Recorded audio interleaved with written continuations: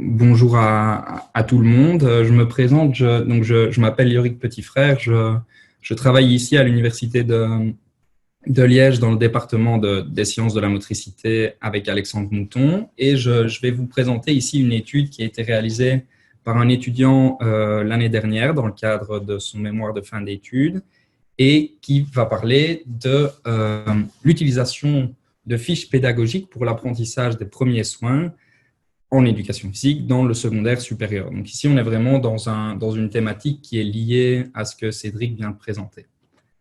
Alors, tout d'abord, on pourrait se poser la question, pourquoi proposer un cycle orienté sur les premiers soins à travers le cours d'éducation physique?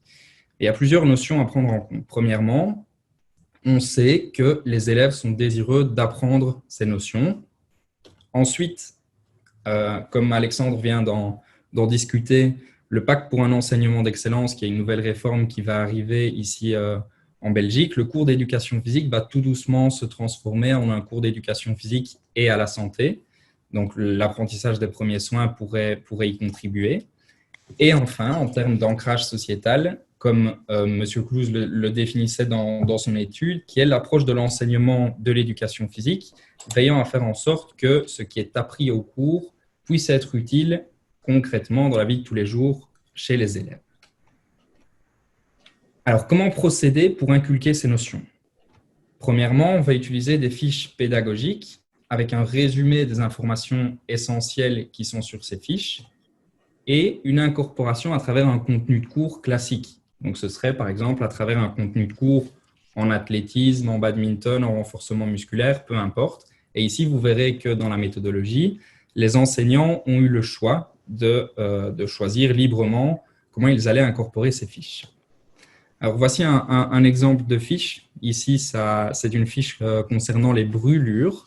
Et elles ont été réalisées toutes de la même manière, c'est-à-dire avec un premier cadre concernant la définition, donc ici, à quoi correspondent les brûlures, et un deuxième cadre en dessous sur comment réagir face à ces brûlures. Alors, quels sont les objectifs de la recherche? Premièrement, globalement, c'est d'analyser l'impact de l'utilisation de ces fiches pédagogiques sur les élèves. Mais il y a quelques sous-objectifs qui sous-tendent à cette première question. La première, c'est quelles sont les réactions et les avis des enseignants quant à la formation préalable. Ensuite, quelles sont les thématiques à privilégier dans l'enseignement. Suivi de comment intégrer ces contenus. Quels sont les avis des professeurs quant au cycle de premiers soins et finalement, quels sont les impacts sur les connaissances et les représentations des élèves. Alors, au niveau de la méthodologie de l'étude, celle-ci s'est déroulée en 3 phases principalement. Donc, en commençant ici par une formation des enseignants, tout comme Cédric l'a fait dans son étude, avec un questionnaire préalable à la formation pour récolter des données sur la présentation des professeurs et les attentes quant à la formation, suivi d'un questionnaire d'évaluation de la formation, donc qui a été donné directement après, pour récolter des données sur l'appréciation des contenus ainsi que des pistes d'amélioration possibles de cette formation. Ensuite, on arrive dans la deuxième partie, donc dans le cycle concrètement enseigné par les professeurs avec les élèves. Donc, tout d'abord, avant ce cycle, il y a eu une distribution d'un pré-questionnaire pour évaluer les connaissances de base des élèves au niveau des généralités des premiers soins, mais aussi des thématiques qui seront abordées durant leur cycle. Dans un deuxième temps, à la fin de chaque séance, les enseignants étaient amenés à remplir une feuille avec un compte rendu pour avoir des commentaires par rapport aux séances qu'ils enseignaient. Et finalement, directement à la fin du cycle, il y a eu également une nouvelle évaluation des connaissances des élèves ainsi qu'une appréciation et des commentaires par rapport au cycle. Finalement, post-cycle, donc ça s'est déroulé 2 mois après ce cycle de premiers soins, de premiers secours, il y a eu une interview avec les enseignants pour discuter des comptes rendus et des cycles. Et finalement, ici, nous avions un questionnaire à nouveau, mais cette fois-ci en T2 pour évaluer une dernière fois les connaissances au niveau des généralités et au niveau des thématiques qui ont été abordées chez les élèves. Alors, nous allons maintenant parler des résultats et de la discussion. Donc, tout d'abord, les contextes, je vous en parlais tout à l'heure. Il y en a eu 6 qui ont participé à la formation. Donc, on peut le voir dès le début, il y en a 6 qui ont participé à la formation, mais il y a 2 contextes qui se sont retirés pour des contraintes organisationnelles. Ils n'allaient pas pouvoir participer à l'étude. Ce qui est très intéressant dans ce tableau de signaler, c'est que les enseignants étaient libres au niveau du nombre de séances et libres au niveau du contenu de cours dans lequel ils allaient utiliser ces fiches pédagogiques. Et on peut voir que différents contextes ont différents nombres de séances utilisées et surtout différentes fiches qui ont été évaluées. Donc, seul le contexte 2 ici a vu l'entièreté des fiches, donc les 10 fiches qui étaient disponibles. Donc ici, c'est vraiment très, très hétérogène au niveau des cours, donc badminton, course relais, renforcement musculaire, tennis de table, ou encore du nombre de fiches qui ont été vues. Au niveau des élèves, au niveau des caractéristiques des élèves, donc il y en avait 143 en T0, mais on peut directement remarquer qu'en T1 et en T2, il y a une baisse du nombre d'élèves, et ceci est dû à un absentéisme de la part des élèves, à des contraintes organisationnelles au niveau de l'étude et à l'invalidation de certains questionnaires qui n'étaient pas toujours très bien remplis. Alors, la majorité des élèves étaient des filles. Donc ça, c'est aussi une notion à prendre en compte. Alors, quelles sont maintenant les réactions et les avis des enseignants quant à la formation? Tout d'abord, par rapport à l'importance d'inculquer les notions de premiers soins en milieu scolaire, ils sont tous d'accord à 10 sur 10 que c'est important de le faire. Ensuite, le cours de paix peut être un bon moment. Ils sont également tous d'accord avec 10 sur 10. Quant à la formation actuelle de la population générale, ils ont dû noter sur 10 à quel point la population générale était formée et une moyenne de 3 sur 10 a été obtenue.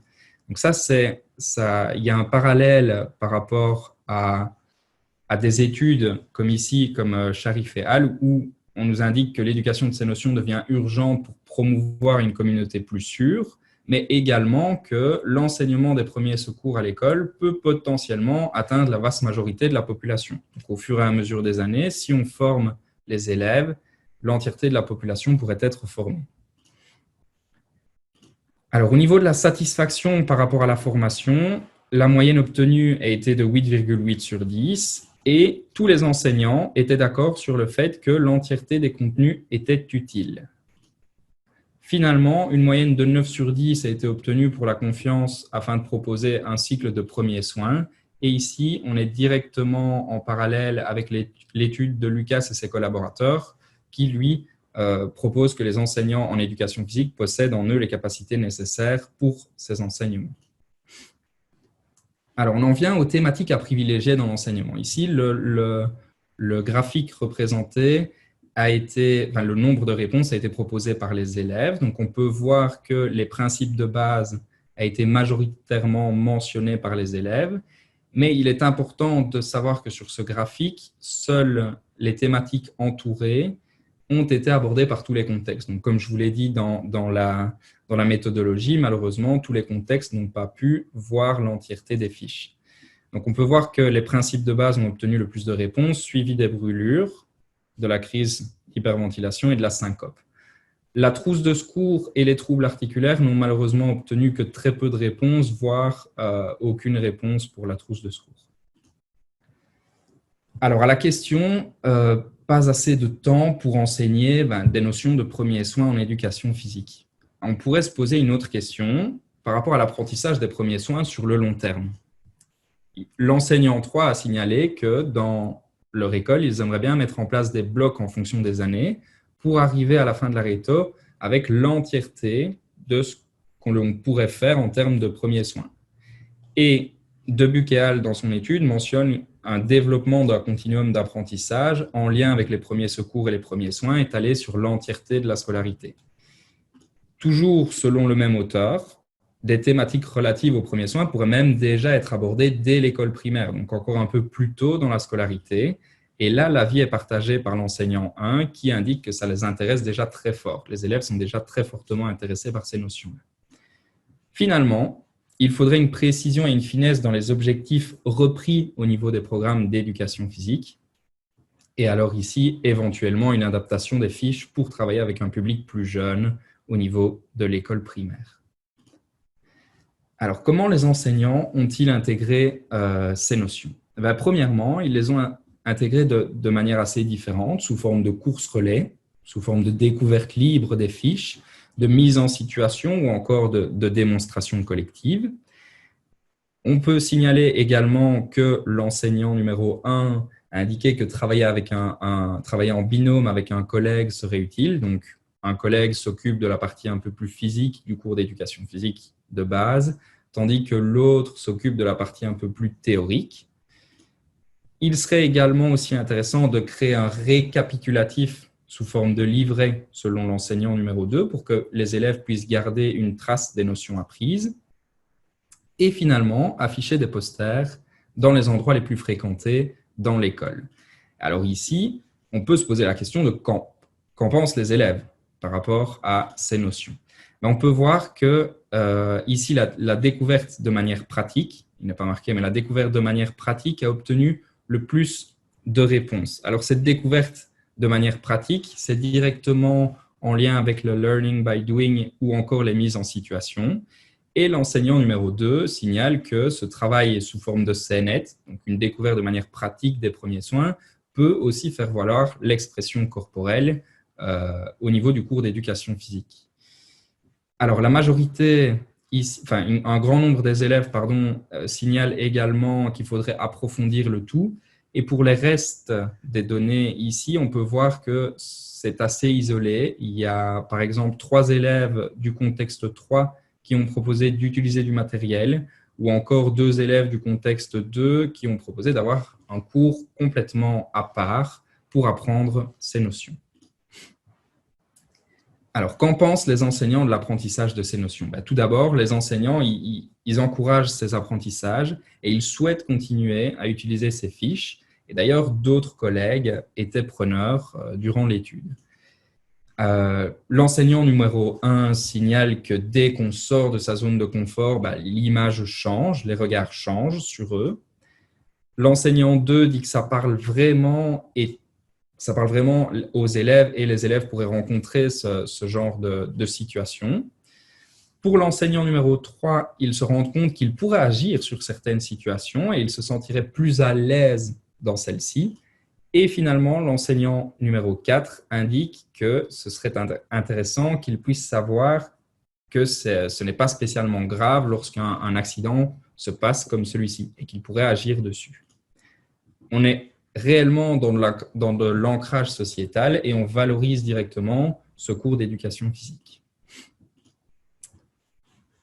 Comme Cédric l'a signalé tout à l'heure, il pourrait également y avoir un horizon commun avec le projet École Sauve des Vies qui là parle directement de réanimation cardio-pulmonaire et de l'utilisation des défibrillateurs externes, mais pourquoi pas avoir un horizon commun avec ce projet.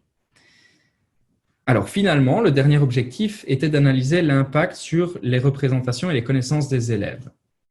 Tout d'abord, on peut voir qu'en T0, la majorité des élèves connaissaient déjà le numéro d'urgence. Au niveau de la définition des premiers soins, on voit ici en T0 que 79% des élèves connaissaient et savaient définir les premiers soins. En T1, cette valeur est montée à presque 95%. Et en T2, nous étions environ à 97%. Donc ici, il y a une évolution qui est assez importante. Au niveau de la confiance des élèves, donc la question était posée de manière générale, tu te sens capable de prendre en charge une personne et de lui administrer les premiers soins nécessaires? Nous pouvons voir que dès le T0, avant le cycle de premiers soins, environ la moitié des élèves se sentaient capables, en tout cas étaient d'accord ou tout à fait d'accord et se sentaient capables de prendre en charge une personne. En T1, cette valeur a évolué vers 75% et a légèrement diminué ici en T2 pour retomber à environ 71%. Au niveau de leur intérêt par rapport aux premiers soins, l'intérêt de manière générale, dès le début, dès le T0, environ 97% des élèves sont intéressés. En T1, c'est environ 98% et en T2, c'est une valeur plus ou moins similaire. Il y a juste ici le rapport au niveau du nombre d'élèves qui ne sont pas du tout d'accord ou pas d'accord qui change très légèrement. Mais de manière générale, on voit qu'ils sont intéressés. Et l'intérêt maintenant d'apprendre ces premiers soins directement au cours d'éducation physique. Et on peut voir que dès le T0, ils sont presque tous à 86% d'accord ou tout à fait d'accord de l'apprendre au cours d'éducation physique. Cette valeur monte jusqu'à environ 90% en T1 et malheureusement diminue ici un peu à la suite du cycle, enfin 2 mois post-cycle, à 82,9%. Mais de manière générale, on peut voir que les élèves semblent intéressés de découvrir les premiers soins, mais aussi à l'école, comme le signale Mulligan dans son étude. Alors maintenant, concernant la connaissance des élèves. Malheureusement, il y a eu un manque de données quantitatives qui sont en lien direct avec les thématiques dans plusieurs contextes lors du T0, et il en résulte que seul le contexte 1 est complet. Alors, on peut voir ici sur ce graphique que toutes les fiches qui ont été vues par le contexte 1, donc c'est uniquement ici, ce graphique concerne uniquement le premier contexte, toutes les fiches vues par le contexte 1 ont eu une évolution des connaissances entre le T0 ici en vert foncé et le T1 en vert clair. On a à chaque fois une évolution des connaissances et généralement, ces connaissances-là baissent 2 mois après le cycle, sauf ici où on a plus ou moins une stabilité pour l'obstruction des voies respiratoires. Alors là, les moyennes générales maintenant, toutes fiches confondues au niveau de chaque contexte, comme je vous l'ai dit, les contextes 2, 3 et 4 n'avaient pas de données en T0, mais on peut voir directement que pour le premier contexte, il y a une évolution qui est assez importante entre le T0 et le T1. On passe d'une moyenne de 2 sur 10 à une moyenne d'environ 6,5 sur 10. Mais de manière générale, toutes fiches confondues et tous les contextes ont une moyenne supérieure à 5 sur 10 après le cycle. Attention cependant qu'il est quand même audacieux de débattre de manière objective sur l'évolution des connaissances due au biais que je vais vous proposer maintenant, et la comparaison avec la littérature reste imprudente également. Alors, au niveau des limites de l'étude, donc des biais, comme je vous l'ai signalé, il y a tout d'abord un manque de données relatives au niveau des connaissances théoriques. Je viens de vous l'expliquer par rapport au T0. Il y a une variation de l'échantillon, donc on a perdu un certain nombre d'élèves avec l'absentéisme, comme je l'avais signalé, et des questionnaires invalides. Ensuite, la quantité de matière va diverger en fonction d'une fiche à l'autre. Donc, il y avait des fiches qui avaient beaucoup plus de matière que d'autres. Et donc, la comparaison est un peu inégalitaire entre les contextes, vu qu'ils n'avaient pas vu tous les mêmes fiches. Et c'est pareil avec la littérature. Donc, ça, il faut rester assez prudent par rapport à ça. Et le travail en autonomie des enseignants était très intéressant pour nous parce qu'on pouvait voir différentes manières d'utiliser ces fiches. Malheureusement, on manque de contrôle sur l'administration des tests. Et finalement, les enseignants étaient volontaires de participer à l'étude. Donc, ils étaient probablement attrayés par les notions de premiers soins et malheureusement, ils n'étaient que peu nombreux. Donc, en conclusion, il est impossible d'affirmer que l'utilisation de ces fiches est synonyme d'une évolution statistiquement significative des connaissances des élèves. Cependant, ces fiches peuvent être utilisées sous différentes formes de travail. Il y a eu également des avis très positifs de la part des enseignants quant à ces supports et l'importance d'enseigner ces éléments. On sait également que les élèves sont désireux d'acquérir ces notions et même d'en apprendre plus pour certains. On pourrait avoir un horizon commun, comme je l'ai signalé, au projet L'école sauve des vies. Et finalement, à l'heure actuelle, nous sommes directement en lien avec la formation des citoyens responsables, comme le demande le décret mission. Et comme je l'ai signalé au tout début de la présentation, pour le pacte d'un enseignement d'excellence, nous serons également directement en lien. Merci pour votre attention.